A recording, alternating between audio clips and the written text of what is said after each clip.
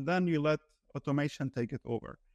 It's not just the people, it's the people and data all coming together.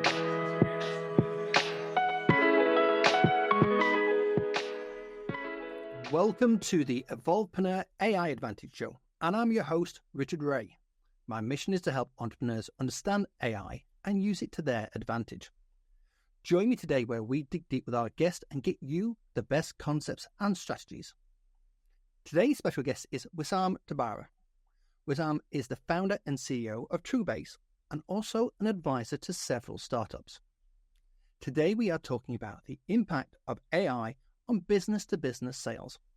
Wissam, welcome to the show. Thanks for having me here. Really great to have you here, Sam. And as I ask all my guests, where in the world are you? I'm in Seattle, Washington.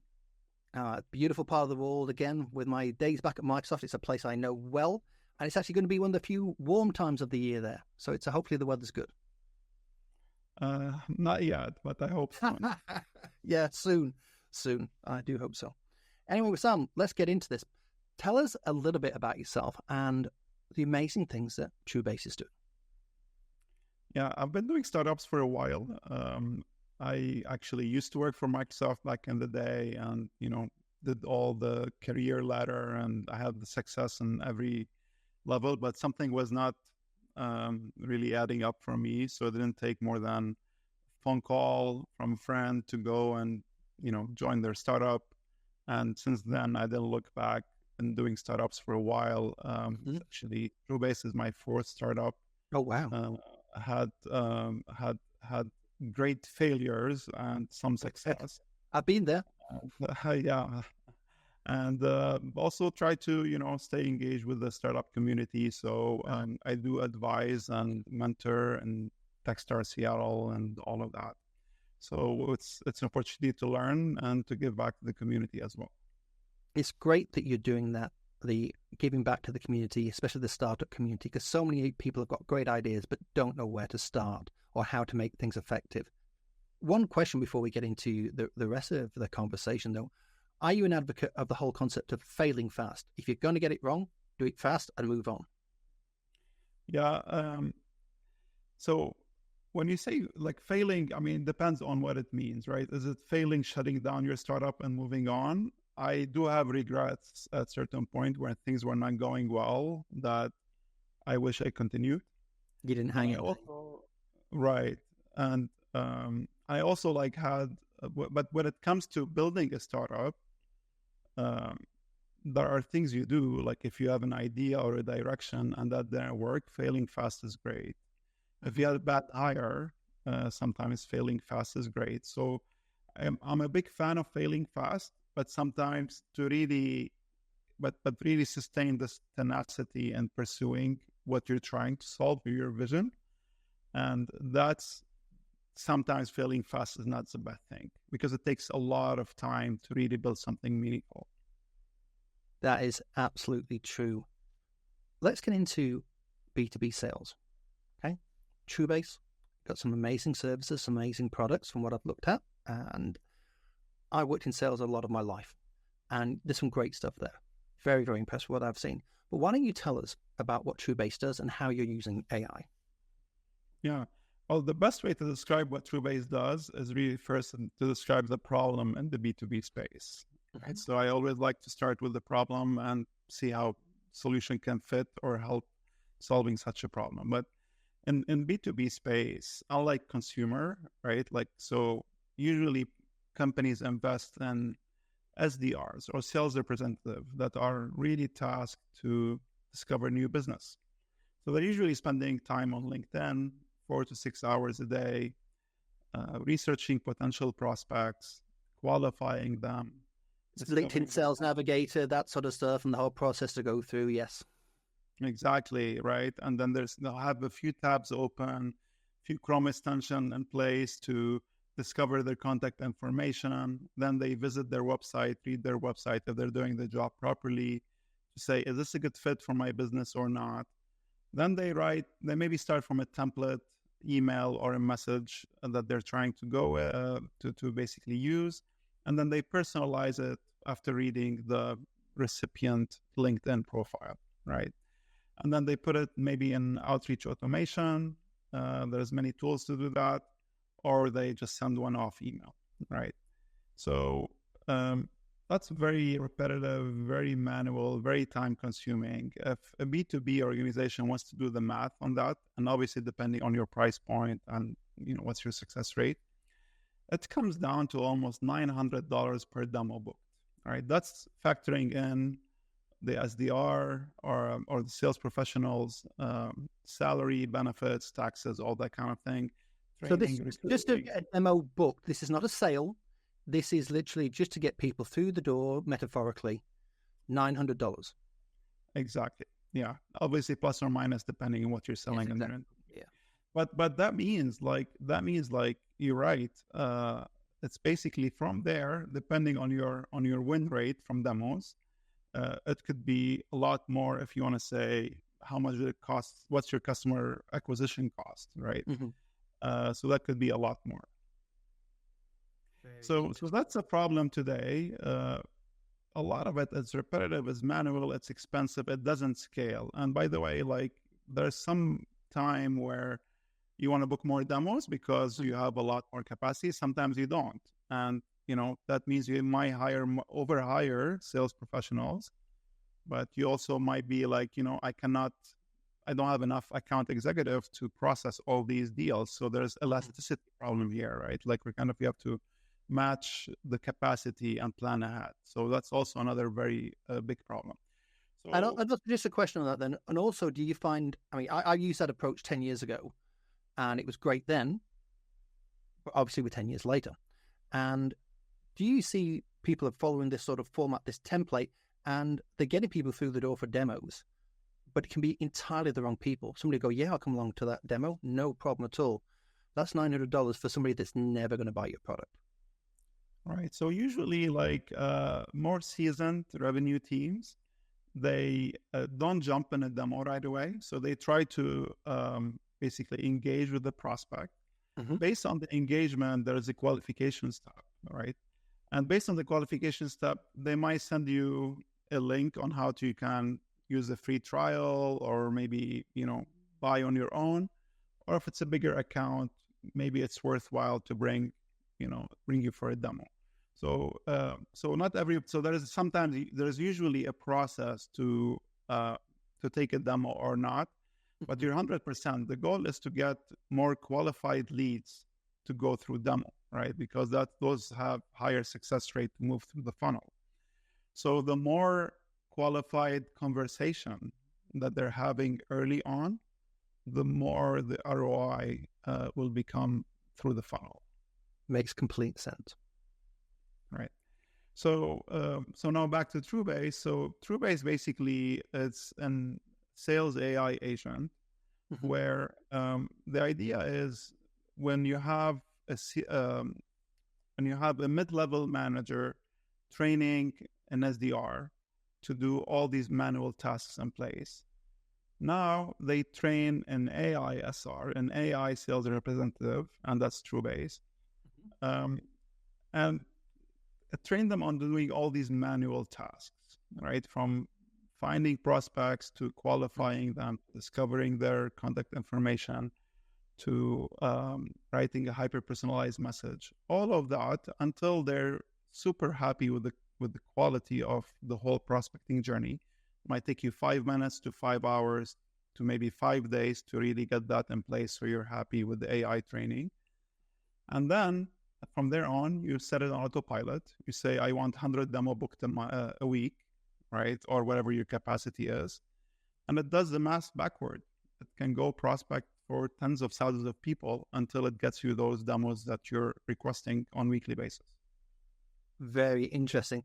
And with the way the system works, does it represent itself as the company, as an imaginary person, or does it actually take on maybe elements of you and you say, hey, my name's Richard, I'm going to teach it things about me, like I went to school here, or these are my hobbies, that sort of thing. And you get that natural connection. Because one of the things I've seen work extremely well, and this was part of the training I got from LinkedIn, was to have those 3 points of connection, somebody a location, an event, that sort of thing. Yeah, so there is multiple way to use Truebase, but I think you're describing the engagement piece that you could use it as yourself, or we see a lot of like the associate or the junior sales devs on the team. They usually impersonate or use as their VP of sales or the CEO, because usually those emails convert better. So you can send emails on behalf of your CEO if they're okay with that. Obviously, it varies from one team to another. So that varies. But the point is, AI is there to take orders from you on how you want to really build your brands. That's why that's our approach, where you are in the driver's seat to control your brand, and AI is there just to automate and help with the manual tasks. I'm glad you said that you're in the driving seat, because there may be people listening now that may be falling into two camps. One which is going, hey, this is amazing, I can just get on with things, and hey, I don't need quite as many sales staff. Or there may be salespeople out there going, this is going to take my job away from me. And it's that classic thing of, oh my goodness, AI is going to take all away our jobs, which is just not true. I don't believe that 1 second. So tell me, where does the balance lie? Where does what you're doing really sit, and where has this been successful? So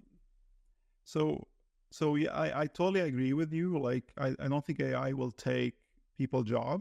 I think it will actually, somebody who's using AI will take your job, right? I agree totally.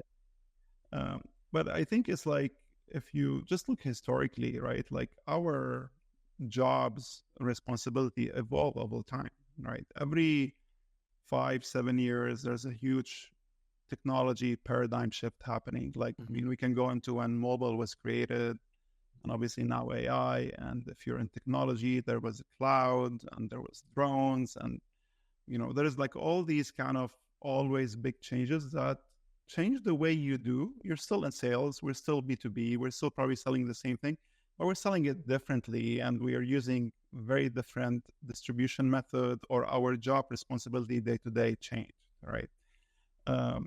So I think that we have people who adapt faster. They kind of like capture more on the it's more like an opportunity rather than a problem. If you have that mindset to really approach it, then you can obviously get ahead of everybody else and do your job more efficiently.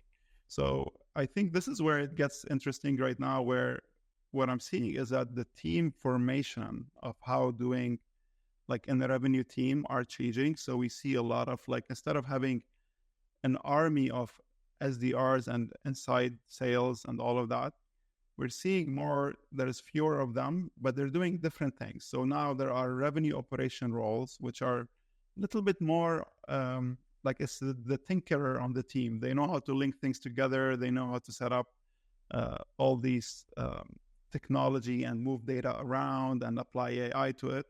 So now SDRs, instead of doing the repetitive manual work, which by the way, they don't like, now they're doing discovery calls, right?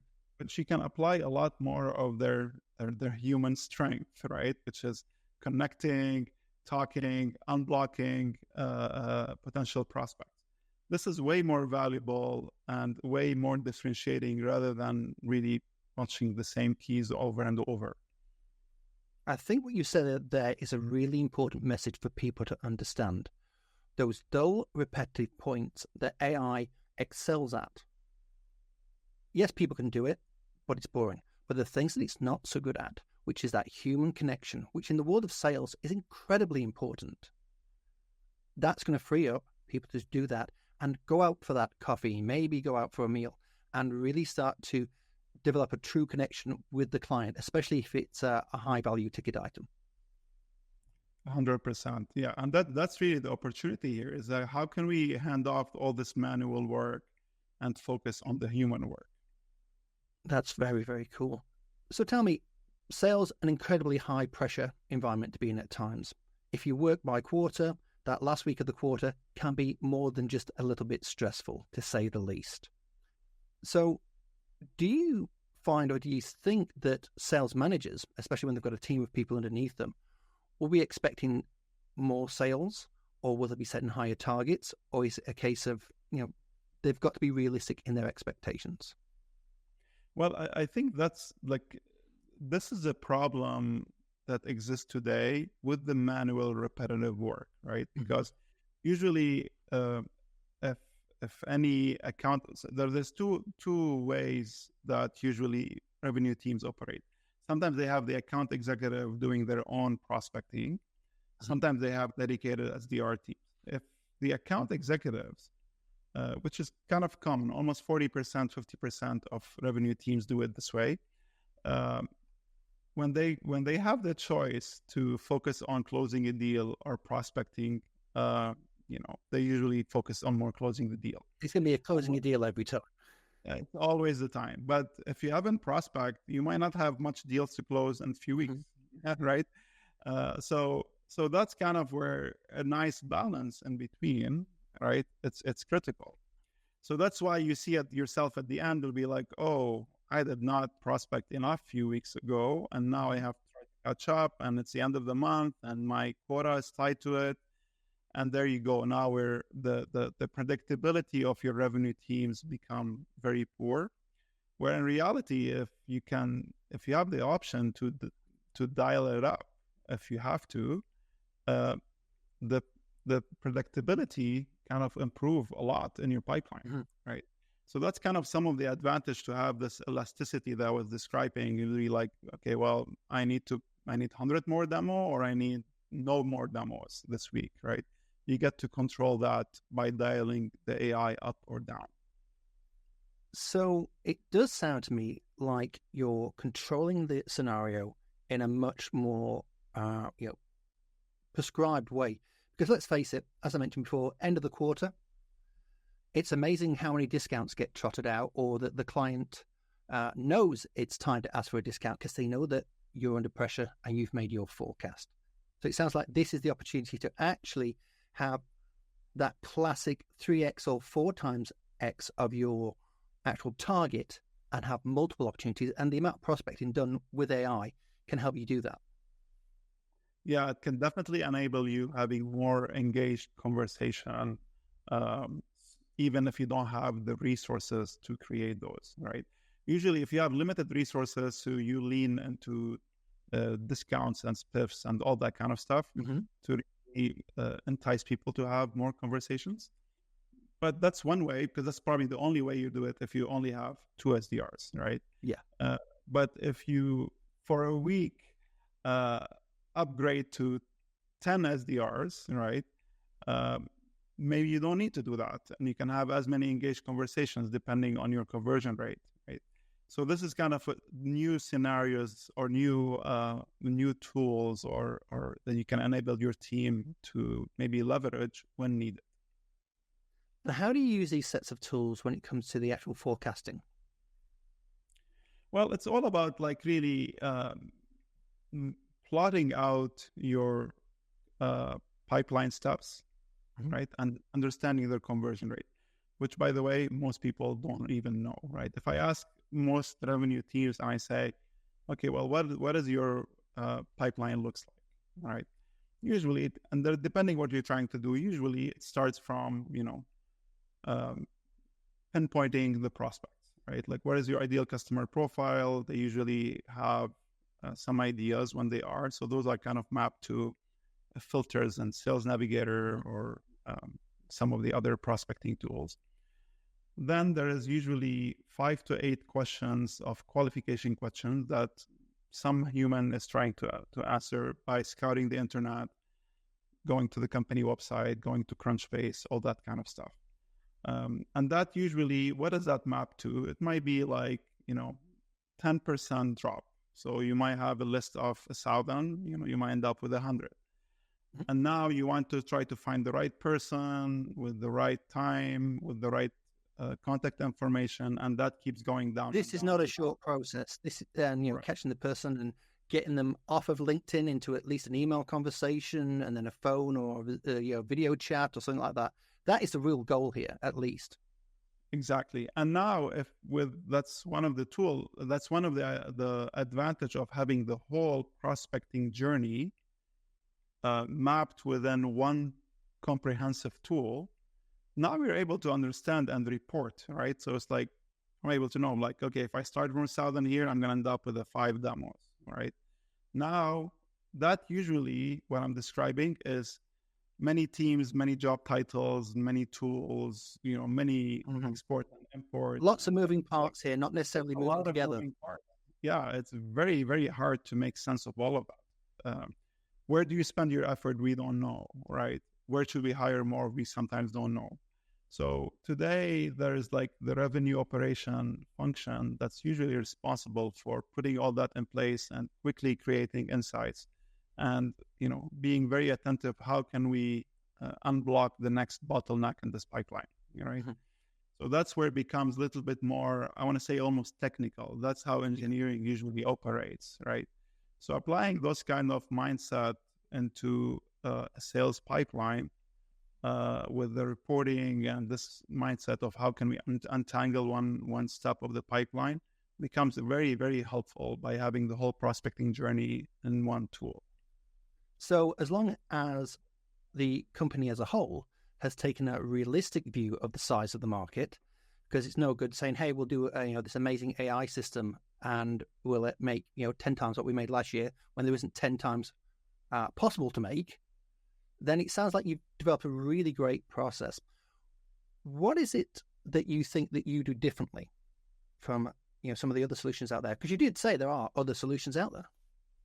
Yeah, so let's talk about the market a little bit here. So it's a very saturated market if you think about prospecting tool, right? So there's a lot of, the Apollo, the Zoom Info, we can name tons others.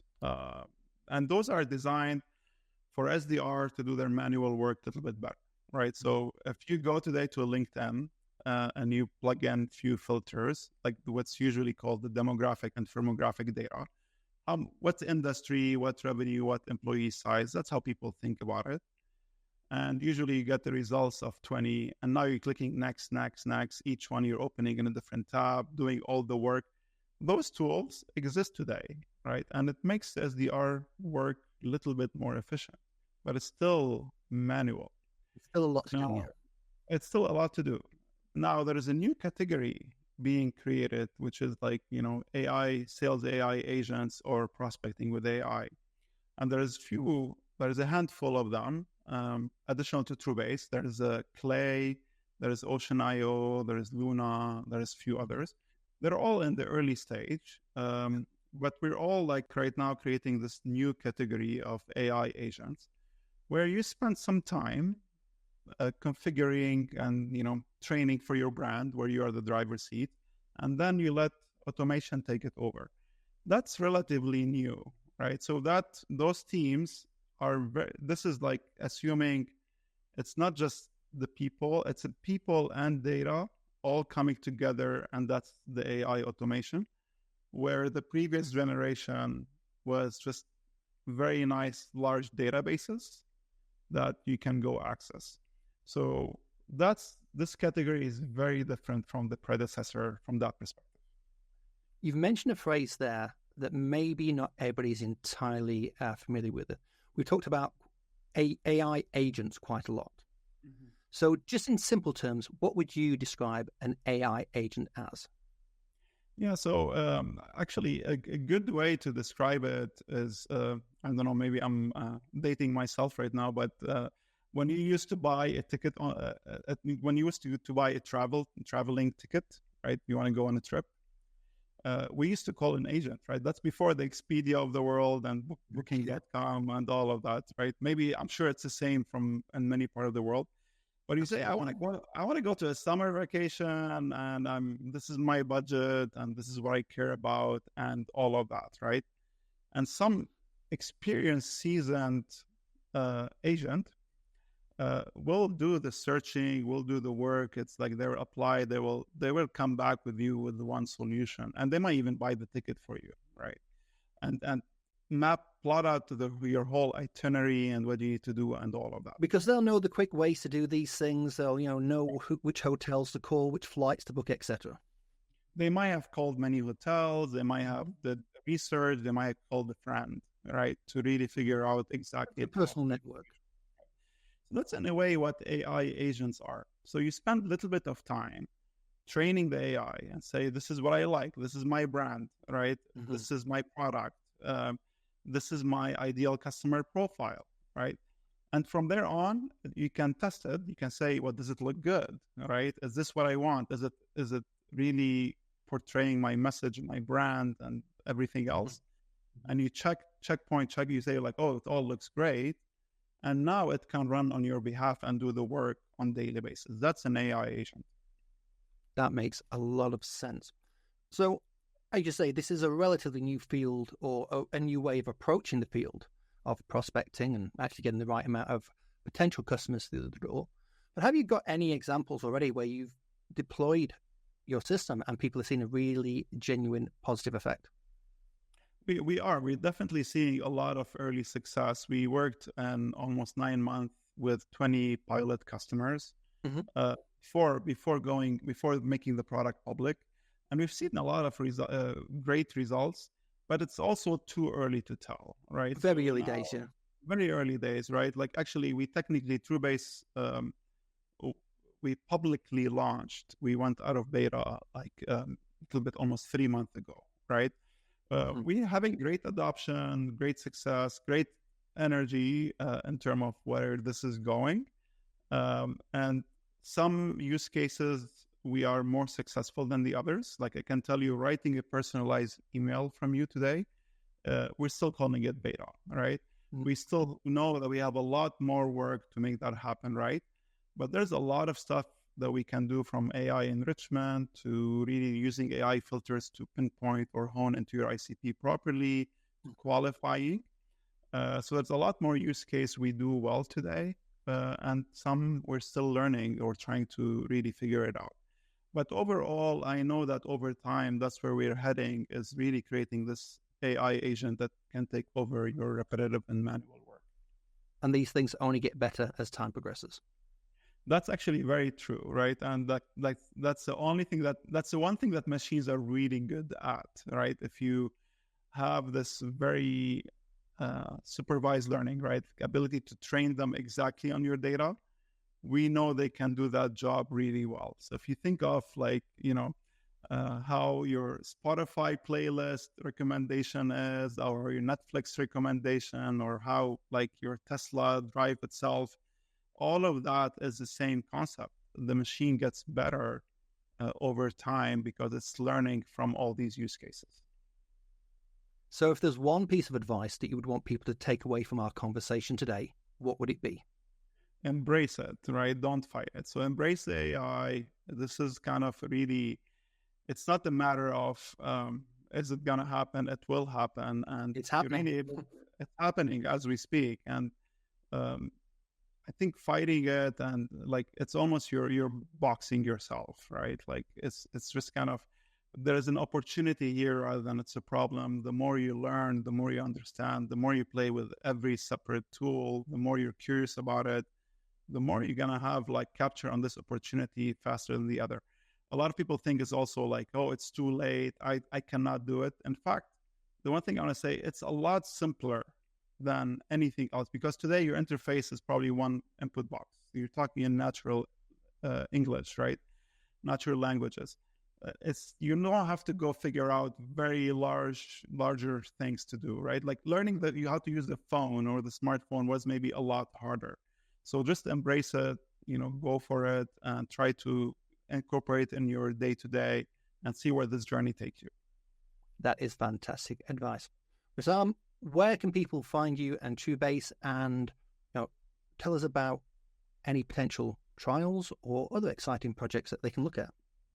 Yeah, so Truebase.io, if you want to find me personally, it's Truebase.io/about us. I have links to all my social media. I'm very active on LinkedIn. Please feel free to reach out, even if it has nothing to do with Truebase. I'm always happy to have a conversation, and because it's an opportunity for me to learn. Truebase has a 14 days free trial where you can really play with AI and make sure it's the right fit. And yeah, you can start a trial at Truebase.io. Sam, that's fantastic. And as I say, being a former sales professional, I really like the sound of what you're doing. If it can reduce that end of quarter stress, it's got to be a good thing.